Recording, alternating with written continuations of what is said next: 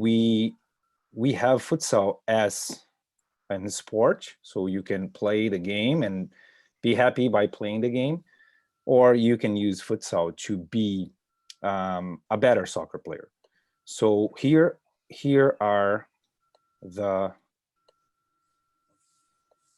here are the topics that we are going to briefly talk in this webinar. So we're going to talk about player or team development using futsal as a tool. We're going to talk about the impact of futsal in football or soccer. We're going to talk briefly about organized sports and games or free time that you go outside and play with your friends, only by yourself. We're going to talk a little bit about this expression. We are using this expression, game literacy, which is a little bit about, do you know the game you're playing? Do you know what you do in all the moments of the game? Is this natural for you to understand what's going on during the game? That's what we're going to talk about.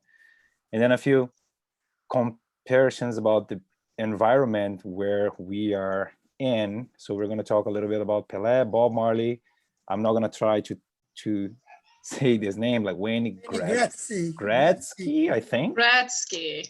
And then before we wrap up everything, we're going to talk a little bit about how can we integrate or working together, like in a one club, how can we integrate futsal and football, and they could work together to produce, again, a better futsal player. So yeah, here we go. So before we get there, let's talk a little bit about top six benefits of futsal by playing futsal. How can a kid be benefit by playing futsal? Futsal works on intelligence and creativity. And by intelligence, we are going to talk about decision-making is the next topic. But when we go to the decision-making process, when you have a problem on the game, a situation where we need to solve one problem, or you are facing a defender or a team right behind this defender, what should I do? Should I pass? Should I dribble? Should I shoot the ball? So as soon as I scan the field and analyze what's going on, I'm going to have an answer. So, and this answer, we call this down the road as a technique. So which technique am I going to use? So intelligence at this point are players, or is the action where you solve the problem in a common way. So everybody could have the same answer. And when we talk about creativity, is the same scenario, but nobody's expecting that answer. So what we are saying here, that futsal can help you to solve problems normally, or you can have that touch and that unpredictability that the game provides. So futsal, because we don't have too much space to play, so you play under pressure at all time. So you are going to be able, in a right environment, to work on intelligence and work on your creativity. And only doing another comment and using the place where we are in here in BC, when it comes to the school system, the schools are working and focusing on how to develop creativity in kids at school. So futsal is another tool to help kids to develop that creativity and using sports to develop that. And then comes to this theory here, talking about multiple intelligences. So we have 8 different intelligences for those who likes this sort of knowledge. And back in the days, we only assess people by the logical or math knowledge. And nowadays we understand, or I believe that people that have a good physical movement or motor control, you are a good, like, you are ahead of the other people in terms of movement. So meaning I can't do math the way my friend does, but I can do some movements that he can't do. So someone can speak in front of an audience way better than the other two guys. So that's another sort of intelligence. And then someone can paint way better than the other three guys. So sort of intelligences that futsal and sports itself they can help kids with. It's not only go there and play. It's not only a game. It's something that kids can take this for their lives. So that's the first benefit that futsal can help with the kids. And then when it comes to the next one is the next step would be, how can we put all these things together? How can we understand this, or how can futsal help this in this behavior to provide kids in this environment and help them to be a better player, not only in their motor actions, not only in their smartness, not only in their intelligence. So we talked briefly about the decision-making process, and then we are going to go a little bit briefly on that area right now. So here is briefly what the decision-making process when it comes to sport we can develop through the game of futsal. So a quick vision here, we can talk about visual scanning. So you assess what's going on ahead of you or around you in the environment that you are in, and then you need to use your memory and get something in your memory that could answer to that problem ahead of you. And then as soon as you have 1, 2, 3, maybe a few answers, possible answers, you're going to select the best. And this is your decision, not your coach, not your father, not your mom.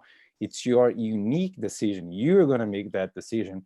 And then down the road, the last process in this scale here is the motor action. And then the motor action we can translate as a technique. So technique is part of this. So we're not talking about lots of touches. Yes, futsal will provide you with lots of touches, lots of possibilities to touch the ball and play and be a better player because you have the ball at all time. But there's a lot of things that futsal can provide, not only the lots of touches. Okay. So Marcelo, did you want to add anything to that? Yeah, like when you see like a visual scanning, if I'm Canadian kid playing soccer, my goalie has the ball, go kick, what I'm gonna do? Retreat line, everybody come back. I'm gonna open my visual scanning. I don't need to move, I don't need to think, I don't need to do anything. I'm like a plant there, waiting the ball. The other team has to wait the ball touch me. I receive the ball that they can run to me. In futsal, there's no retreat line. So I needed the visual scanning to see if someone's close to me. The goalie has the ball. I need to move. I need to pretend to sprint to receive the ball. If I don't do this, if I don't move, if the guys don't move, the goalie cannot find it. And the goalie has only 4 seconds to release this ball. So this movement has to be faster. This movement has to be quickly. And of course, probably I'm going to receive this ball in movement. I'm not standing as a plant like they play soccer here until U13. I need to think before receive the ball. Instead, in soccer here, to when you receive the ball, start to think what to do with the ball. So I think like when you make the idea what's the futsal can help here, is about this, to think, to use the brain before the ball comes to you. What I gonna do? Scan, I receive, I can my first touch, I move, I go right, I go left, I can pretend what I gonna do. That's the very important point to make the idea how futsal gonna help the guys to be better player. Yeah, agreed. Yeah. So we're going to the next. So another topic that we briefly talked during the other two benefits are playing under pressure. This is go towards what Marcelo was saying. When you play under pressure, but before talk about pressure, let's be honest here. So if my player 1 is a very, very, very good player, very, very good player, and he's playing with a player that is a beginner, this battle or this game is not possible. Nobody will have benefit here. That's my opinion. That's my personal opinion. So if I have a very good player here playing against a very good player, this battle is possible.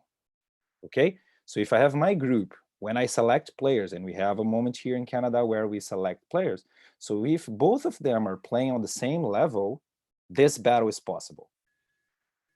Okay? So on the other side is the same, the beginner player. If he's playing against a beginner player or a beginner group of players, this battle is possible.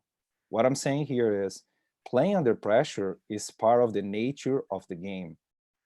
So futsal helps to develop good players because they need to think fast, act fast. If they make a mistake, and they will make a lot of mistakes, they need to recover very quickly from that mistake and be emotionally active in the game at all time.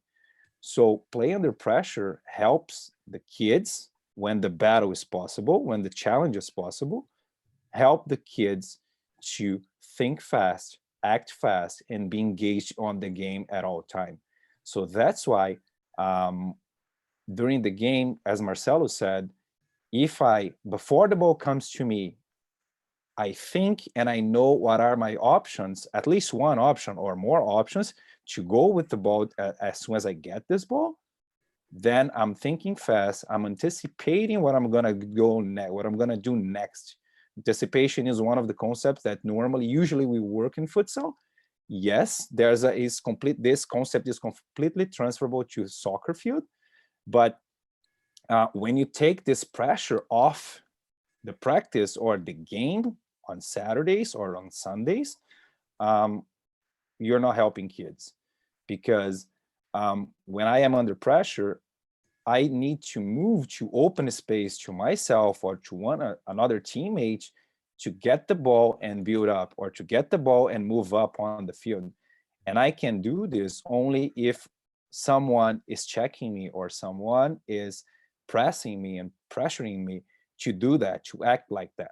So again, play under pressure helps you to provide you a game environment, so you are engaged in game sense at all time. So if you take this pressure out, you are taking part of the game out of the game, the player development. And as Marcelo said, just adding what he said is, if I wait, my kid, he plays from 6 years old all the way to U13. So 6, 7, 8, 9, 10, 11, 12, 13, 8 years of experience playing without the pressure. And then out of sudden, now we're going to put the pressure there. Is this good for that kid? So we are waiting 8 years for those who start at 6 years old, waiting 8 years to let them play in a possible battle, in a possible challenge, letting them play the way the game is played. So play under pressure is crucial for whoever wants to play a better soccer level. And futsal will provide you this pressure at all time. Again, if the battle is possible, is a good thing. And futsal provides that. Marcelo? So everything that the benefit that you're gonna see the futsal is the little brother for soccer. I was just saying, it's the small that's gonna help. Like, so futsal comes from soccer to play indoor in a small space, and now many years after the guys discover, like Corinthians has futsal to promote soccer players. Why? Corinthians is a smart club. It's one of the biggest clubs in Brazil. They are not doing this because they wanna promote the sport, but because the sport helps them to have a soccer players.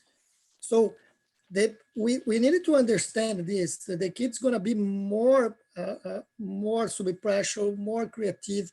They're gonna find solutions, and when you go to the field, it'll be easier. You're gonna look like a farm. Like it'll be bigger for them when they play in the field. So I think like the futsal has all the tools to make a better player. Yeah. So going forward in our presentation here,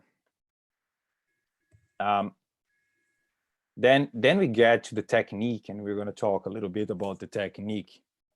And yes, of course, if you have a tiny space or a small-sided space or small-sided area to play, we're talking about futsal. We play since early ages. When you are young, U6 or U7, you play 5-a-side, 4 plus goalie. In soccer here, at least here in BC, we have the little ones playing 4-a-side when they are young, but as soon as they get old, we are going to add in players because the soccer game is 11-a-side. So when you play in tiny spaces, you're going to have more chances to touch the ball, and more chances to touch the ball give you more chance to improve your technique, to improve your decision making, to improve your access to the ball, and make you more comfortable by playing with the ball on your feet. You're not going to see the ball as a problem, but the ball as a solution, because when you're playing tiny spaces, yes, the ball comes to you if you understand that you need to go to left or right, or maybe going backwards to create space ahead of you. Then that's what futsal provides to you. And for sure, if I'm playing tiny spaces, if I'm playing under pressure, if I'm playing with lots of kids in the same area on the field, I need better and accurate passes, and I need to play I'm not going to say hard passes, but I'm going to say strong enough, use strength enough to make the ball travel to point A to point B. So all this environment, playing tiny spaces, of course, will help the players, boys or girls, to be a better technique. So, and not only passing the ball, but dealing with the ball at all time. Only to remember that futsal ball is heavier, smaller. So for the little kids, they prefer a big ball to boom the ball. But the futsal ball is heavier, stay close to them, and is smaller for their feet. Is good because the size of the ball, they can move the ball. They don't need to boom the ball. They can move. They can change a little. Like for the kids, I'm talking kids 6 years old. I'm talking like my daughter, and she's fine, and she prefers the futsal than soccer, because the soccer is the ball goes anywhere. It's like a peony ball, a big ball. So futsal makes I think the kids love like the game more sometimes. I can see my academy. Some kids love the futsal because they have a chance to have the ball more time with them in the game. Yep. So, right. So faster speed of play. So futsal normally, originally, we play in a hard surface, hardwood floor, or maybe concrete. So this idea that futsal is only played indoor is something that doesn't work in other countries. For example, countries where we don't have this winter the way we have here, or too much rain as we have here. But for example, in Brazil, we have outdoor courts, and we can play futsal outdoor, not only indoor. But normally we play in a hard surface, so the game is faster. So again, we are adding layers here. So if the game is faster, doesn't mean I need to be the fastest player to run from the point A to the point B. Fast in this component means, yes, I can be fast on and off the ball, but it needs to learn how to change my pace and go sometimes fast and stop. Oh, I cannot progress here because the defenders are there, they are settled, they are raiding there. So maybe I need to be fast. Oh, I couldn't go, and then I circulate the ball, and then I start again playing the ball backwards, and then we are going to sprint again. So the futsal can give you this changing pace to slow and fast, slow and fast, slow and fast, and this is very important again as a soccer component. So by playing futsal, you're not going to be a faster player, but you're going to think fast. You're going to act faster. And this those are qualities that when you go to the field, you're going to be a better soccer player. You're going to be a better midfielder, or even a better center back. Why not? Talking about touches, only to come back to the previous benefits for the fourth one that we have here in our presentation. There's a ratio, there's a few essays published in Brazil that says that more than 10 times you're going to touch the ball, because playing soccer, you're going to be involved in the game. I'm talking about 90 minutes, okay, adult. You're going to be active on the ball for 2.5 minutes and 3 minutes of the whole game, some positions. In futsal, you're going to participate for the whole time. So if I played futsal 40 minutes, which normally doesn't work like this in futsal because the subs are on fly, you are going to have your participation, you're going to be active for pretty much the whole time you are on the court, because you cannot turn off. You cannot switch off. You cannot stop playing during the game. You cannot rest on the court, as we can see in soccer. This is the nature of the game. This is a part of the game of soccer. In futsal, if you need to rest, you go to the bench and then someone is going to play. So sometimes if you watch a futsal match, you're going to see that the subs are not made by the coach at all times. So, but a player, Marcelo, is playing, he feels that he's tired. He knows that he's going to sub with me at some times of the game. He asked me to come in. I know he needs a sub, so we're going to sub. But this, of course, is part of the strategy that we practice during the week. But anyways, coming back to the touches, that's the ratio. We have more than 10 times, more than 12 times, more than 15 times. Some essays are revealing. Sorry, this doesn't exist. Some essays are bringing this number of participations on the ball, which is a lot. Marcelo, do you want to talk about? Like here in the back, you have goalkeeper is more involved in the game compared to football. I do game reports for U13.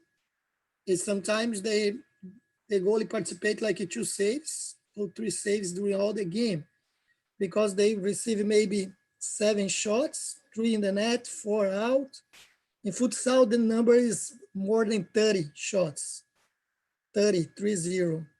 That's my English, maybe you don't understand. So 30 shots in on the goalie. So he works more for sure. I compare, for my idea is like this. When you play soccer and you go a baseball game, you look at that baseball game, you have some guys doing nothing. Me and Alvaro, we went to see a kids playing. We could shake hands. We could talk to the kids. During the game, they're playing. No? And when you compare futsal to soccer, it's almost the same. The defender is doing nothing. The ball is the other side of the field. He's doing nothing. He can't talk with the striker, the other team. Now, in futsal, you don't have that situation. So you don't rest. You have the speed of the game. And you create a lot of 1 versus 1 situation too. So you're talking about the guy to have skills, the guy to be with the ball. Now the game is fast and he can be 1 by 1, or he can organize to pass the ball and to move, like Alvaro said. He don't need to be the fastest guy, but he needs to move to the right place. Can you go to the next? So just to like at this part here, to put all together, all these aspects together. So futsal can help, of course. We talked about tactical and technical. So they complement each other. So we have in futsal nowadays, we are talking a lot about the individual tactical action. So when I have the ball, when I am off the ball, where am I going next? So for example, Marcelo has the ball. I'm going to support him. I show up, I create a passing lane. So that's my individual tactical action, because I want to play with him. I want to make a connection with him. This is a simple connection between 2 players.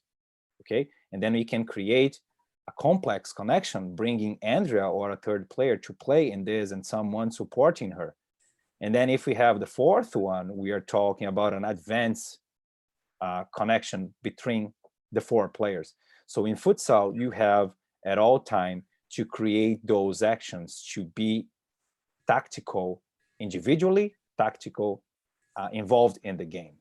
And then when it comes to the bigger picture, there's the collective tactical action, which means the four players playing together. And let's take the goalie, keep the goal a little bit out of this conversation, but the four players need to play together at all time. So this is the collective tactical action. And by that, if we have four players that are high performance in individual tactical action, and in this tactical, when I'm talking about this, I'm talking about technique. Technique is included in that. When we have this, we're going to have a good group of players playing together. If one of these players is a little bit lower in this individual tactical action, the team is not going to have the same performance. Even though this guy here has a better tactical action, individual tactical action than all the other ones, he's not going to compensate because one of them needs to work a little bit more. What I'm trying to say here is futsal is going to help your team to play a better game because he's going to make your players a better players. And this involves all this. Tactical, technical, they need to work together, they need to walk together, they need to be together, and then we're going to have the emotional aspect, which is the mentality. That's translating this is the mentality. So for example, I said briefly a few slides ago, if I make a mistake in futsal, I have no time to blame myself, to stop, rest, look to my coach, talk to him and understand what's going on. And no, in futsal, I need to be engaged all the time. I need to be on the field at all time. I need to play active at all time. If we are attacking and one of the four players is out, we are attacking 3 versus 4. If two guys are, this is math, simple information, but this is soccer, we have this, but in futsal, we can't, that's the environment. So we are talking about the environment right now. The environment of futsal give the players a chance to be engaged at all time. So we want to play 4v4, and sometimes you're going to bring the goalie to play as a flying goalie or your full-time goalie to play on the field following the rules, but we're going to bring this guy to play. So then we have an advantage, we have an overload.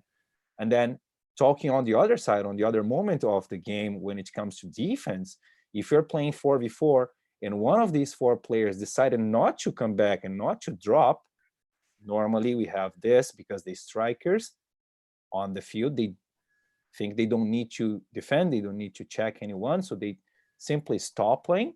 We are going to be playing 4 attackers versus 3 defenders, which is not a good thing. So futsal is a good environment, let's use this word, is a good environment to help kids to be developed in basically 4 moments of the game. So attack, defense, transition, attacking, transition, defense, transition.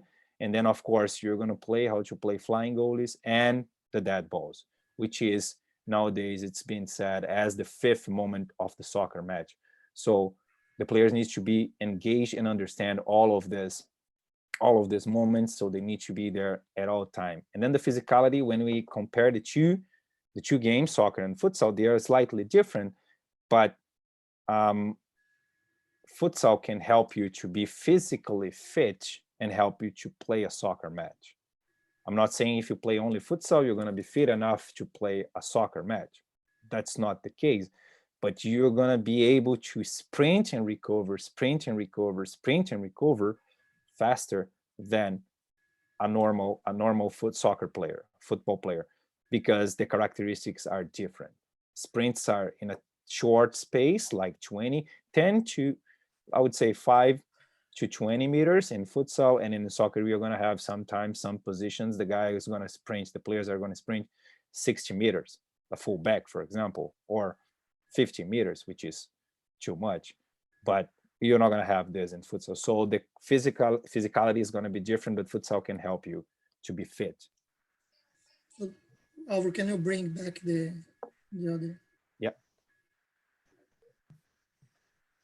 Okay, so we'll talk about nowadays in soccer we talk about the triangles, no? Make triangles to add another guy to the game to make the passing. Futsal always work in this situation. Another point, sometimes I'm coaching like a team development for the team, and I used to make to the guys to learn to make 2-2 if they play two holding midfielders, two defenders, as a futsal team by zone. How they make by zone. I do exercise like I give for the other guys, all the strikers, swingers. I give the balls to the guys. And normally they cannot score. Even they are 7 or 8 versus 4. Why? They think they can beat the guys because they're just 4. If they go individual, the zone, the futsal ideas in zone, the guy cannot beat the guys because if they dribble the first, they have the cover. And I talk kids that never play futsal. I'm talking kids like don't have this idea. If they understand only when I explain. So it's easy. Even if imagine if they play before, they never play futsal. They are adding like futsal ideas in the soccer field. So the tactical idea, how I can defend or how I can attack, you can add. In 2011, Japan won the Women's World Cup, and when I was watching the Japanese team playing, I was totally sure that midfield was a futsal team.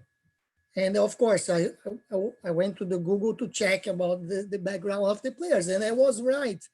They used to play futsal, the players, the way they are moving on the midfield. So they brought the Japanese team was a futsal ideas on the soccer field.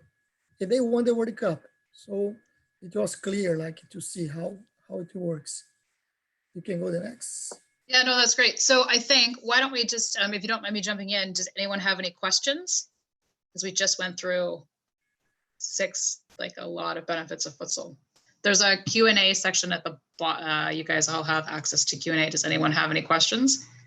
Oh, I see one. You can open the mic. The mic, the guys. Let's see if I can. Some of them are, oh, muted themselves.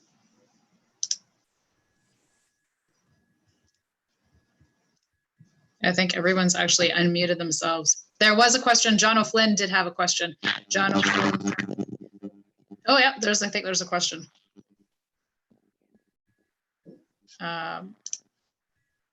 John O'Flynn had a question, and he wanted to know actually about goalkeeping. What do the goalkeepers wear for protective gear? Sorry, what's the question from John O'Flynn? He wanted to know, does the goalie tend to wear more protective gear when playing to protect his hips and his body from falling on a harder surface? That's one thing. Like the goalie position is a little bit different than in soccer. So we're not gonna have goalies flying or jumping at all time in futsal. If you watch back in the days before 80s, you're gonna see goalies jumping and trying like soccer. But now the goalie technique is slightly different. And then you can see again, like, thank you for asking about goalies, John, because if you see Neuer playing, you're gonna see him open his arms when he's playing 1v1 inside a box, opening his arms like a positioning, stretching one leg, one knee, and then bending the other one, and open his chest to defend. This is a completely futsal action.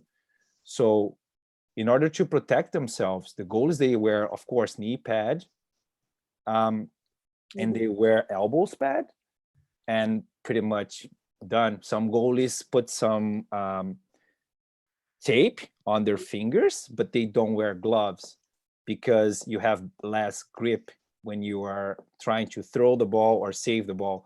So the technique is different. You're not going to see too many goalies going to the ground. They are trying to stay stand to protect the net. Looks like more like a handball goalie than a soccer goalie in some actions in the game. I'm not a goalie specialist, but that's the way I understand the goalie. Yeah, That's cool. the benefit for he asked about the protection, but I think like the benefit is the time to react.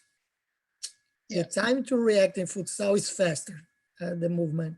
Yeah. That's help the guy in soccer when he surprise a heading or the guy's close and it's a surprise the ball deflect and how he can save the ball. But for the acting to jump to make the save is different than soccer. Just to complement about this, John, because another concern is injuries. So when you analyze soccer injuries and futsal injuries, they are slightly different. So some body parts where the players have more injuries in futsal are different than in soccer because of the surface.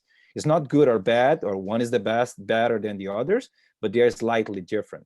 So when it comes to protection, the technique, talking about goalies, the technique, because the goalies stand a little bit more and then they face a little bit more the players and they need to react, as Marcelo said, faster, give them the chance not to go to the ground like on the floor the way the soccer goalies needs to go at all time. The area is smaller, so the net is pretty much half of the soccer pitch. So there's no need for too much more protection then. Yeah, and there was a comment from Hector. He actually said the kids love futsal tournaments and we do not have enough facilities to implement futsal in our cities and not enough clubs that promote futsal either. And I can totally say for all three of us, we talk about this all the time. Futsal is treated like I don't know, some crazy uncle in the back that you don't see very often, or you only haul out at Christmas time. So yeah, it's a very good point. Yeah. But I think is been, I don't know, but I'm gonna tell my experience here. I've been living here for 4 years only. So since I get here and now, or when I came here before to visit Marcelo, I think we have more futsal. People are talking. I don't know if it's because we are involved in this, but looks like people are talking more about futsal. I think it's coming. We need more like this. We need more conversation about football and futsal. So we are going to develop the sports, both of them, more than only waiting someone do. Yes, we don't have too many facilities, but we adapt. We are adapting. We are trying to. So let's try to make it better. I think there's this sort of opportunities to having people talking about futsal, listening and asking questions, help us to understand how can we play a better game, how can we offer a better practice for our kids, even on the field, by using the futsal concepts. Just to compare the systems, in Japan, when you are young, you play in the hard surfaces, that's basic, and then you go to turf, like the futsal pitch made by turf, and then you go to the field. So they do these transitions, talking about surfaces, rules, ages, appropriate size of the ball. So that's the way they are trying to develop their soccer players down the road. Because, for example, every country, every confederation is trying to build the best methodology to create a better football player, a better basketball player, a better baseball player, whatever. It works in all the sports, but when it comes to soccer, so countries are doing a slightly different, but they are trying to offer the best. And we're going to talk about free play and how futsal can jump in and help and fill up that lack of free play time. But futsal, in all the countries where soccer is well played, futsal is in there at some point. So yes, we need more facilities, we need more activities, more futsal. But you talk about Japan. Japan is so organized, no? They're gonna do futsal, turf, soccer. Brazil, they play futsal. Sometimes it's irregular, a place, and they play in a regular place, like a street, any field. So that's a little bit different. I think like my point of view, both the kid needed to has the experience in both, in regular field, not just turf, and the futsal court, irregular field, and like a grass or like a bad grass. Like in Brazil, have a lot of fields you have grass only around, not in the middle. So like make it a guy, because the ball is you're gonna move, you're gonna be a surprise, and he needs to be ready to control this ball. Yep. Yep. Much more. We have someone shouted about soccer, futsal in your house, Andrea. No, they're not shouting about futsal or soccer. They're shouting about Fortnite. Oh, That's what my kids are playing. My kids are playing Fortnite. So that's what my kids are doing. Not soccer or futsal. So yeah, we have a few examples here and videos on how because another way to try to understand how futsal can help is, okay, let's analyze who are the best soccer players, who are the best football players in the world, and let's try to understand what did they do when they were young. So pretty much all FIFA awards winners, they claim that they played futsal when they were young. So if you get Cristiano Ronaldo and Messi, those are the two ones that are winning this prize for a while, for sure. All the Brazilian and South American, for sure.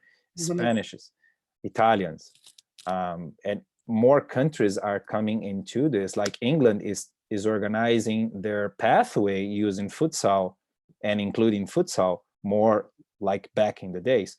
So we have a few videos. Marcelo, pick one because we are 45 minutes already in.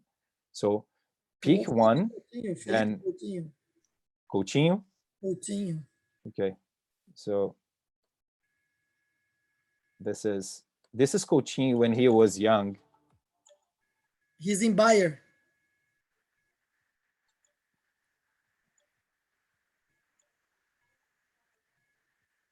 I love the video quality. Oh yeah, That's fine. That's fine. You can see how is he normally he's in left side and he brings the ball to the right.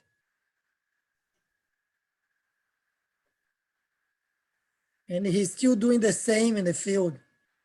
yeah. The one we have, Neymar, Marcelo, is the same. If you see Neymar playing futsal when he was young, or soccer as well, Oh. the same movements he used to do when he was young like this, those are the movements he is doing till now.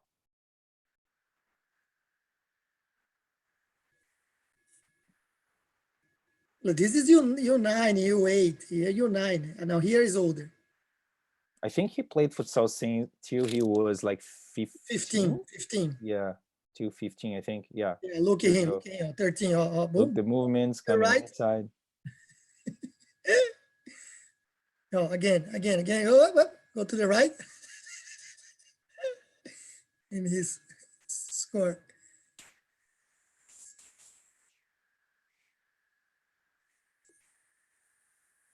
So changing the pace, accelerating, decelerating. So those are, again, the benefits, like changing direction at all time.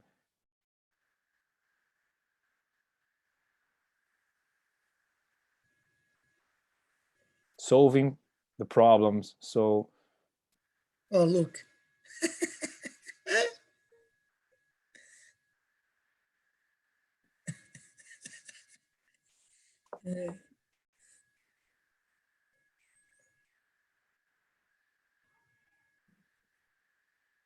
so yeah, this was Coutinho when he was young, and then on the field he does pretty much the same movements as we were saying.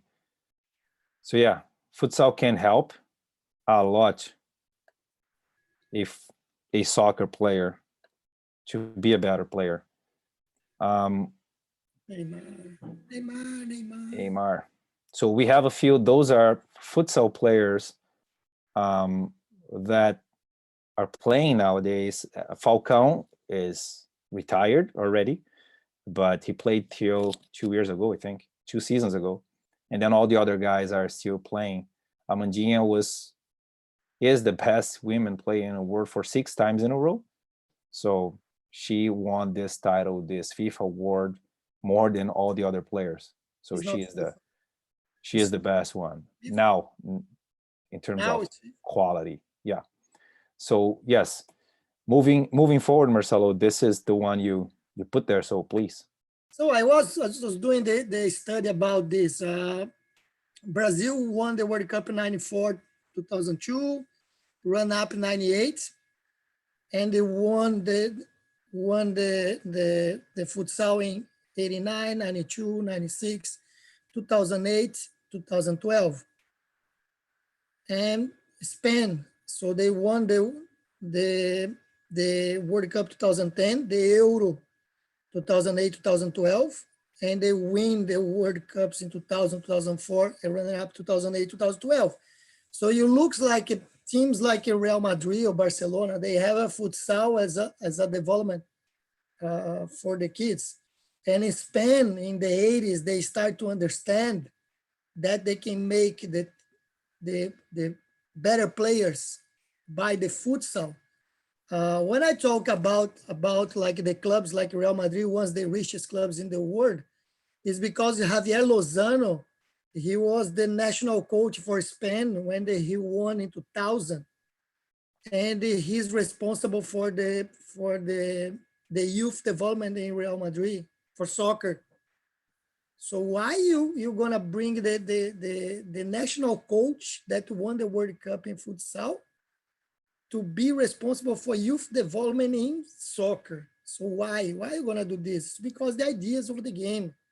So how you're gonna organize the game? Because when you play soccer, you don't play 11 versus 11. You don't play. No, maybe in 1876, 76, 1888, a long time ago. So the game is 1 versus 1, 2 versus 1, 2 versus 2, 3 versus 2, 3 versus 3, and break for 1 versus 1. It's like this. Maybe Messi can face 3 guys, but most of the time the game is 1 by 1. Someone approach, you're gonna play 2 versus 1. So it's pure like this. The game. So the idea is how the guys build it. When you look like Alvaro said about the team, like now the world champion is Argentina in futsal. In soccer, they don't win anything since 93. But in futsal, they won. And so you look like Russia is doing well in futsal nowadays. And you can see the national team is getting better. You see like Brazil always is in the time. Spain is on the time. Portugal is strong in futsal. So you can see like it's difficult to find a country that's not a relate with the futsal if they have a strong soccer. Canada is not strong in futsal. It's not strong in soccer for the men's. USA is not strong in futsal. They didn't qualify to the World Cup. So we can see like they relate about like if you work in futsal, how you can have a better. 100%. Okay, so a question that's come in, is there an adaptation period when a player leaves the futsal court for the soccer field or a soccer player at the futsal court? So do they struggle between the two, or is it a pretty seamless transition between it all? That's nowadays that's a $1 million question.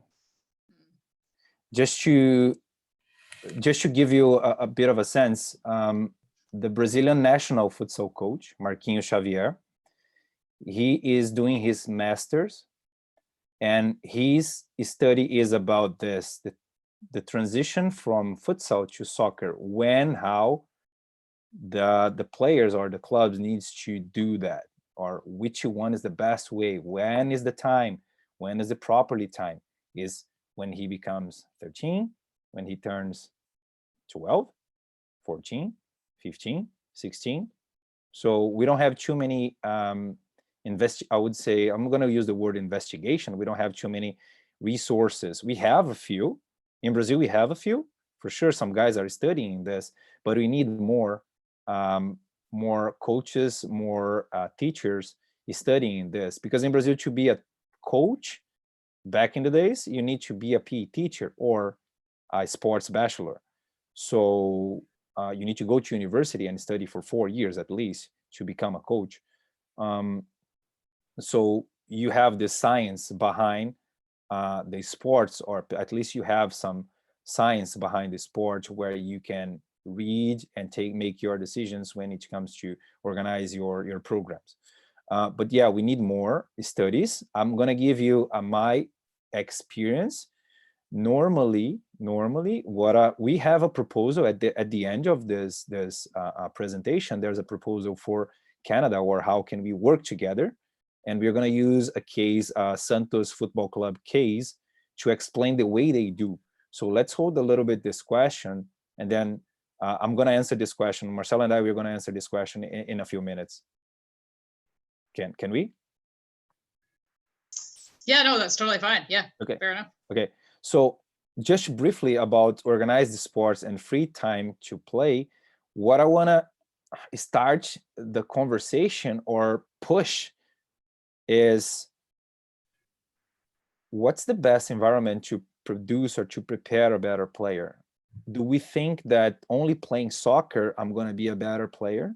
Do we think that adding futsal to a soccer player, they working together, is better than only playing soccer? But is there any other way to do this? Does Brazil, Brazil, Canada, Brazil, Argentina, Uruguay, how do they do? How does Spain do? Do the players, they only play futsal the way you guys are saying, or they play futsal, they play soccer, and then they play more? We're talking about this more is this free play time or free time to play. So the kids in Brazil, they have a chance, and in other countries, I'm using in Brazil because that's our experience, they have a time to go outside or at school, get a ball and play. So if I have the ball with me, I'm going to play by myself, working on my technique. If Marcelo shows up, I'm going to play 1v1. And then if someone else, the third one, gets here, we are going to play 1 versus 2, and sometimes 2v1. And then if the fourth one jumps in, then we're going to play 2v2. So we have time to work in our skills, in our way, the way we're going to solve the problems in a free time, in our free time. So the countries, they have that. Nowadays it's different because the population is getting bigger, so we have less space. So that's the conversation in Brazil nowadays. What's the best process to produce those players, to help those soccer players to achieve that level that we had in the past, but once now we don't have the free time to play the same as we had in the past.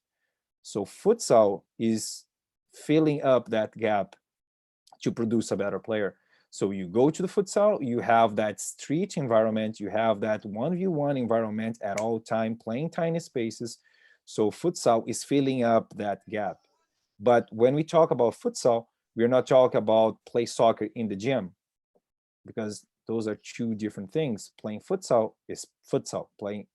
We respect the way the game should be played. We don't get all the way we play soccer, bring in the gym and then play soccer in the gym. Is slightly different and makes a difference for when it comes to talk about players development. So free play, free time to play with the ball is very important when it comes to all sports. Basketball, baseball, rugby, whatever, is important to produce a better player. Yeah, and I think that's great. And I think in the Canadian environment, unfortunately, it's too structured. And I think, yeah, the more kids can just, it's tough in this environment that we're currently in, but I think the more that kids can play outside unstructured sports, that's where the real magic happens, right? And that's what happened. Like Canada's very much a hockey culture. And you saw that with, you see that in hockey too, right? Some of the best players in hockey, it was again because they were playing street hockey. It's that free play, right?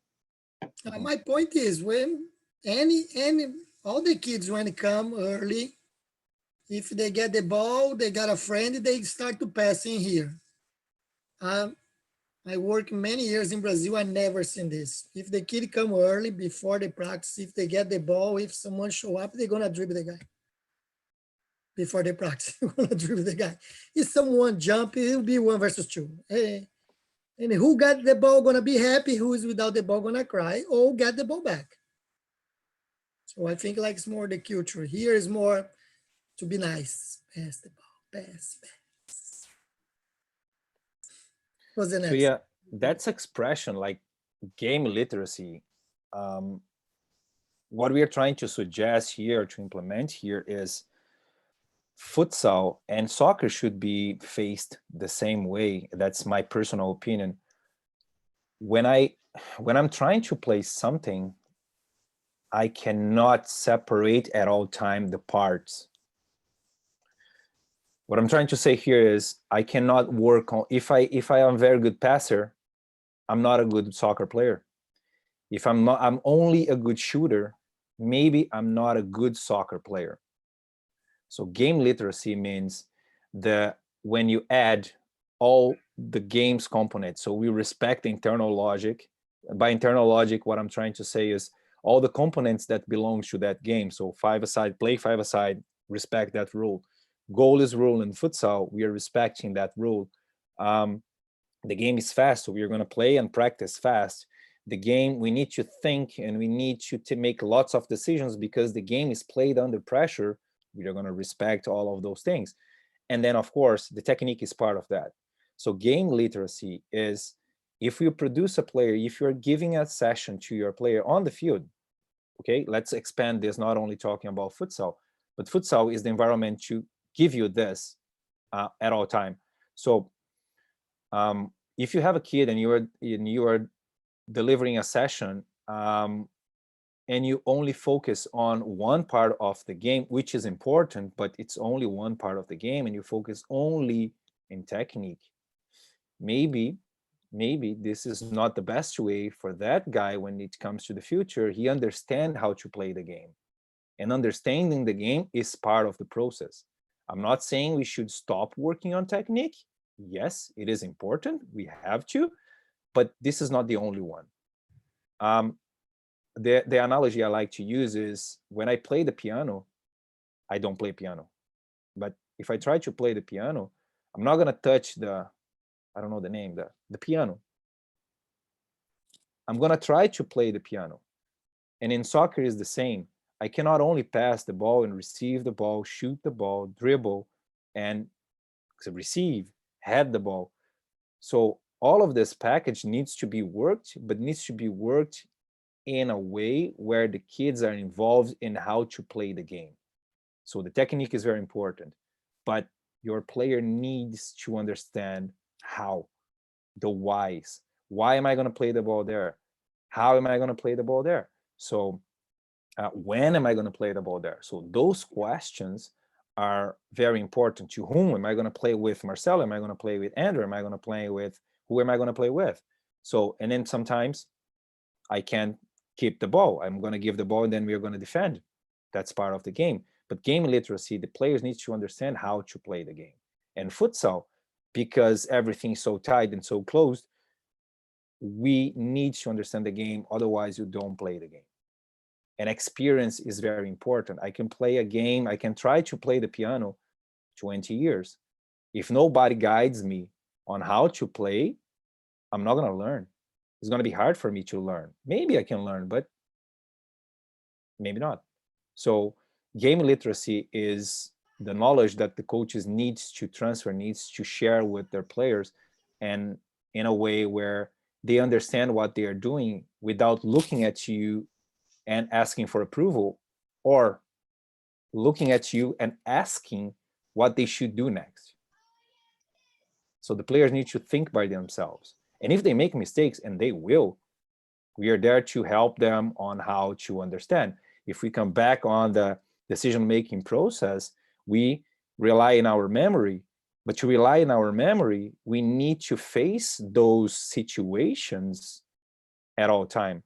So if in practice I don't face situations, game situations, I'm not gonna get in my memory a possible answer to solve that problem that's happening right now. this is a fast process, but that's what's happened. So we need to encourage players to understand how to play the game. And then that's why we're calling this game literacy. Good. Now, talking about environment, I think most of us know Pelé or have heard about Pelé. And another guy, a singer called Bob Marley, is a One love. yes, reggae. Oh my God, yes. Reggae singer. Yeah.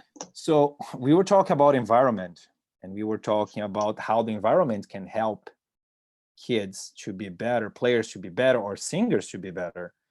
My question right now is for you to think is, Pelé is considered one of the best players in the world ever.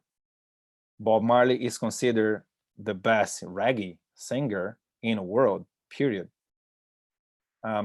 If Bobby Marley was born in Brazil, should he be the best reggae singer? Let's change this question. If Pelé was born in Jamaica, would he be the best soccer player in the world ever? No. I'm leaning towards answer no, because the environment is different. Yes, they have the talent. Yes, they were born with something, maybe something different. Remember that multiple intelligence? Yes, they had their intelligence way higher than the others in their way. One for sing, the other one to play or to move his body into the space. But the environment was different. The environment, we had a match with talent and environment, so they could work together. And then we had a very good singer and a very good player. And then to bring this to Canadian culture, I'm not going to try to say this name again, but Wayne Gretzky. Never heard about Gretzky. him. I think this guy, if Wayne Gretzky was born in Brazil, maybe we were not talking about him. Maybe he could play another sport, but not hockey. Because the environment is different. Yeah. Even if he goes to a country where we have hockey, I don't know, Finland, maybe, Sweden, maybe, I don't know, or US, it would be different. It's a different environment. High quality talent in a good environment. Coming back to our presentation, good methodology, good tool. This is futsal, and good sessions can help your players to be a better player. And that's the environment we are talking about right now. Okay, so those are the things that we should be encouraging our players to play. That's why futsal can play a very important role in our sports culture here. We have a question from Bader. Bader. Oh, sorry, I was muted. It's the same one. Did we ask that question? Did we answer the question? Is there an adaptation period? You said you're going to mention it, Alvaro. Is there an adaptation period when a player leaves the futsal course? So let's just, we are going to get into this right now. So our proposal, the way we understand is, how can we put all these things together in real life? So we have the problem. I mean, it's not a problem, but we have a situation where someone is saying that futsal can help, but how can we make it together? So I'm going to bring here the Santos Football Club case study. Is the way they are doing. Marcelo and I and Andrea, the three of us, we went to Brazil to take our futsal license #2 last year. And then one of the Santos coaches, he brought, I'm going to change here my computer. He brought, it's in Portuguese, but we are going to go over this. Here. Okay, can you see? Can you see? Case. Yeah. So Santos, can you see the Santos on your computer? What am I supposed to be looking at? I can see Santos FC case. So why is not changing? So anyways, Santos, I'm going to try to change here. So just let me know if this is different for you. I'm going to share again. There you go. Okay. Okay. So the way Santos Football Club, Santos is the team that where Pelé played and Neymar played. Okay, of course, lots of other players, but let's focusing on these two guys just for to refer whatever the point here. So Santos' proposal right now is like this. So soccer in Brazil, normally competition, high competition, because the organization, the sports organization is completely different than in Canada. We are not going to go there, but just to understand a little bit the difference, soccer in Brazil, we start here. U sub is under 11 is the first soccer high competitive tournament or league the players play in Brazil. Before that, what Santos is doing is when they are U10, which is here, all the way to U6 or U6 to U10, they play futsal. Why? Because we have competitions in futsal in Brazil for these three age groups here. U8s, U9s, and U10s. They work together. The three groups normally some clubs is the same coach because there's a progression. Okay, and then Santos is assessing players and bringing players in when they are 6 or 7 years old. This is where the beginning and the way they assess and bring players in. So they start in futsal in a fun way here, practicing once or twice a week, not having tournaments in this age group here, 6 or 7. And then when they play futsal, the federation, again, is different than in Canada. The high level, let's use this terminology, high level. They played against high level. If I can compare here just slightly is, try to imagine in Whitecaps, they have their residency programs going all the way to U8. From UH all the way to professionals. So this is the program that Santos is using right now. And then when they make this transition to soccer or to football, they start here at U12 in futsal. They play, back in the days when we were there, maybe this changed because we adapt. So we start a program and then you try to adapt. But the way the coach told us is around 2 to 3 sessions of futsal per week and 1 on the field. The older you go, this is getting different. So you have, let's use the number 3 for futsal, 1 for soccer. When it comes to U14, you are playing U15 on the field in Brazil, then you play 2 and 2. And then when you get old, you're going to play 1 futsal and then 3 soccer. And then depends on the age you are here, we are here. Maybe you're going to play 5 times of soccer and no futsal. You play now, you practice. Yeah, practice, sorry. So you practice. So that's the way they are doing there. Just to, this is Santos, okay? This is the way they are doing. They have the 2 departments, soccer, professional and residency programs working together and connected with the futsal. They are part of pretty much the same program, the same project, which is having produce better players for soccer, not for futsal. That's the way they are using futsal as a tool. And then in Brazil, we used to say that Santos is one of the best clubs in Brazil to produce skillful players. So you can see Rio de Janeiro now, we can see Flamengo doing pretty much the same. They have their similarities among the 2 teams, between the 2 teams. But Santos in São Paulo, that's where the states where we came from. So we have better access to this information. So they have more skillful kids because they introduce futsal in there. Look, again, I'm not going to say that only futsal is responsible for that. I cannot claim that. But the competition at this age group for those who can play in a high level can make a better player. Okay, so this environment here that Santos is providing for their players is, in my opinion, the best way for us to work together. Bringing to Canada reality, we could have, for example, I coach a metro team here. We work twice a week on the field. Why not twice a week on the field and 1 futsal practice? Why not? So 3 times, 1 of them in the gym. still we are lacking the competition. The competition in futsal is very important, so as in soccer, all the sports. So in our proposal, we understand that if you can work the two together, one soccer, one futsal, this should be the best scenario to produce a better player. So when this transition happened, Bader, that's the age here, okay? Because here you are not gonna have competitions in Brazil.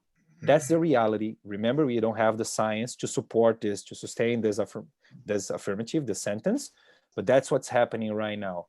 And again, the national coach is doing his master's, so he's studying this, and we are gonna have more essays and more fundamentals to talk and to support our answer in the years to come.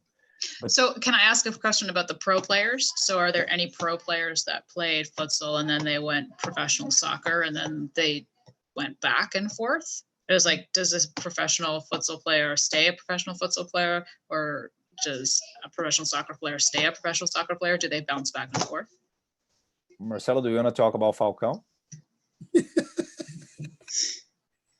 Falcão, the best player in the futsal, he tried to soccer, but I think his case is different because the coach in São Paulo Football Club didn't want him. So that's the point. And he received money to stay. When I talk money in dollar, it'd be like a salary around 150,000 month. So 150,000 months to play futsal is good, I think. So in that time, and so that's the point. Manuel Tobias tried to.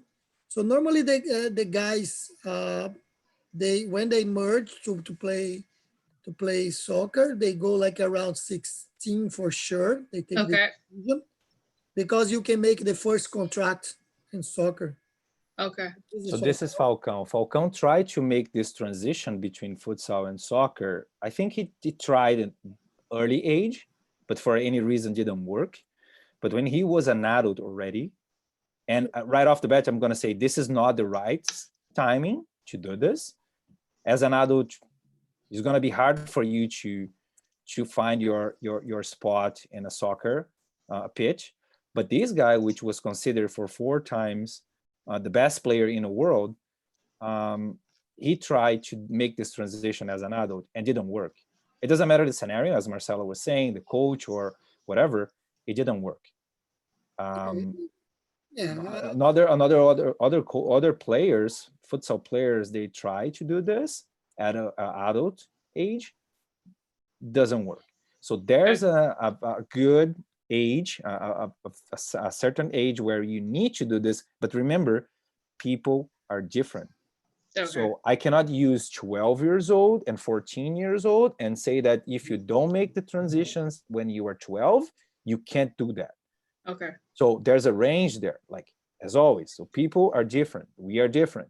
So maybe I'm mature enough when I am 12, and Andrea, you are mature enough to make this transition when you are 15. Okay. You know, so we're not going to focus in one age. What I'm going to say at this point here, Bader, is the transition needs to be done when you are youth, cannot be when you are young, like kid, and cannot be when you are an adult. Again, let me rephrase that.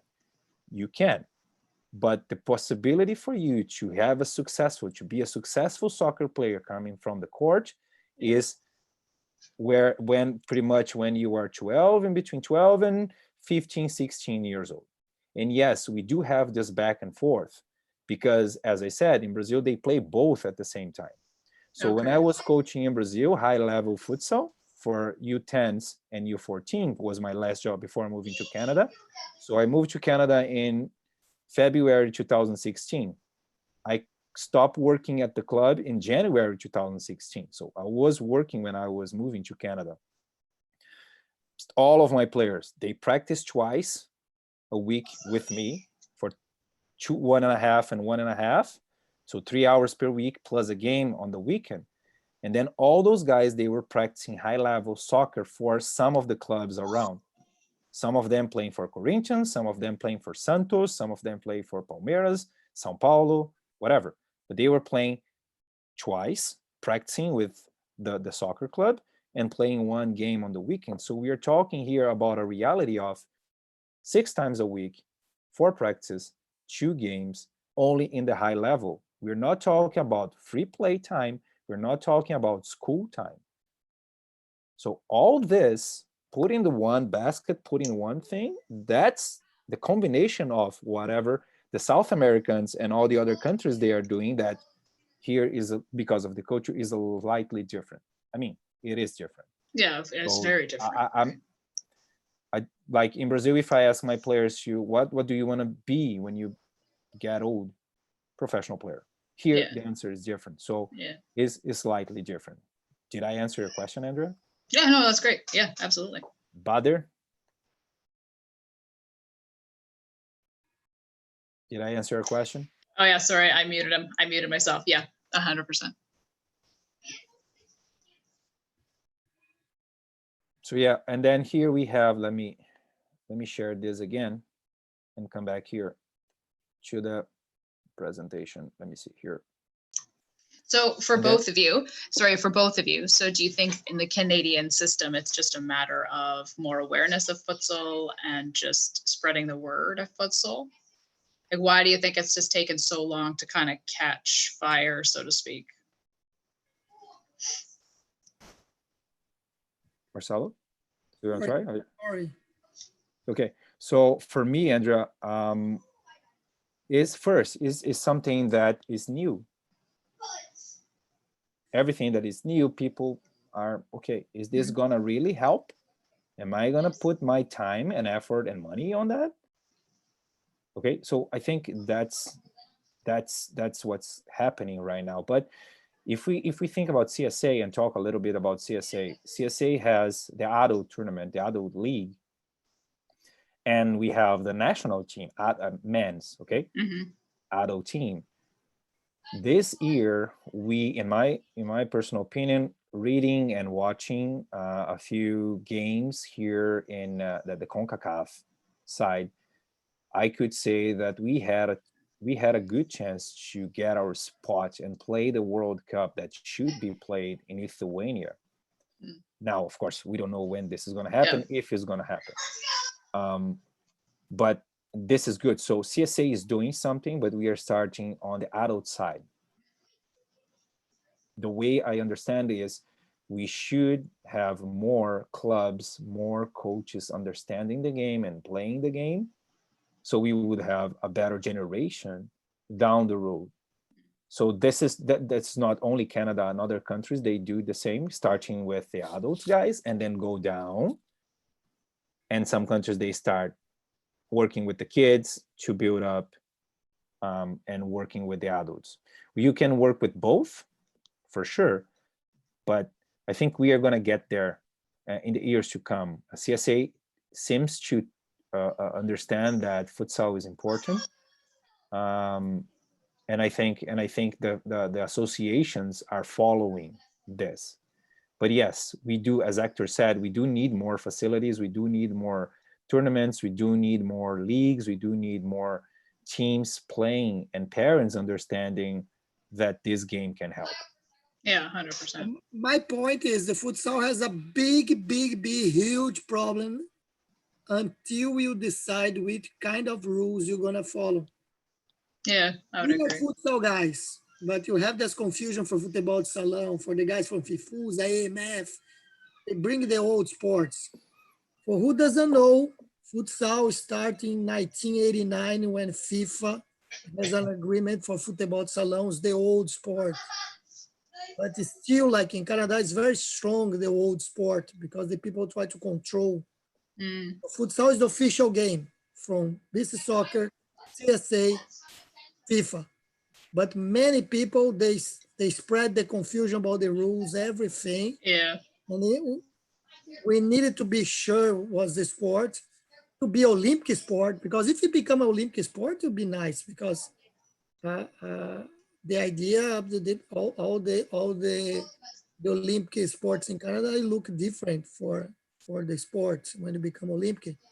So our problem, I think our problem is that the wrong communication, the wrong information for many people about the sport. So this is the first step. Oh, decide, you need to implement this. You need to push the FIFA, and you need to facilitate, and you need the help for the federation for sure. Yeah, I was gonna say, right, It's CSA not has just to step up, CSA, right? no, it's not just CSA is far. It's 5 hours flight. They are far. They are Urawa. They are in the snow. We have a sunny day here. For who is not in BC, it's a sunny day here. So they had snow. They have snow for sure. Yeah. Oh, they are far. Okay. Yes, they are. Oh my God. Yeah, no, I agree. And I think it's also the provincial, in Canada anyways, it's the provincial associations, right? They have to take a more active role in saying, this is what we appreciate that we're soccer, but we're also futsal. This is how you play futsal, and these are the rules, right? I know Ferrari's coach a team in the North Alberta. Yeah. It's a futsal. I think Yeah. it's a college. Yeah. College in the futsal. Is Yeah. in the area. Cold area, Ferrari.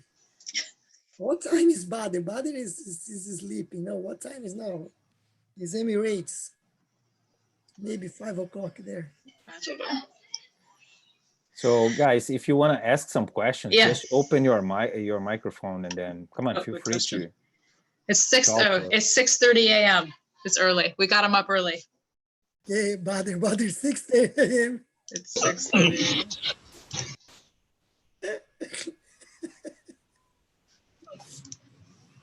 Will you open the microphone, Andrea? Yeah. They've muted themselves too. That's okay. That's okay. Yeah, I know. That's the thing. If I can't. Okay. Yeah. So guys, feel free to ask questions. Come on. If you don't have, we're gonna finish this because we've been here talking for 1 hour and 30 minutes already. We were planned to be 30 minutes here, but Oh, it's good. It just shows you how passionate you guys are about futsal, right? yeah. Which is great. Okay, so no questions. I don't think Seeing so. nothing. All right. Like us.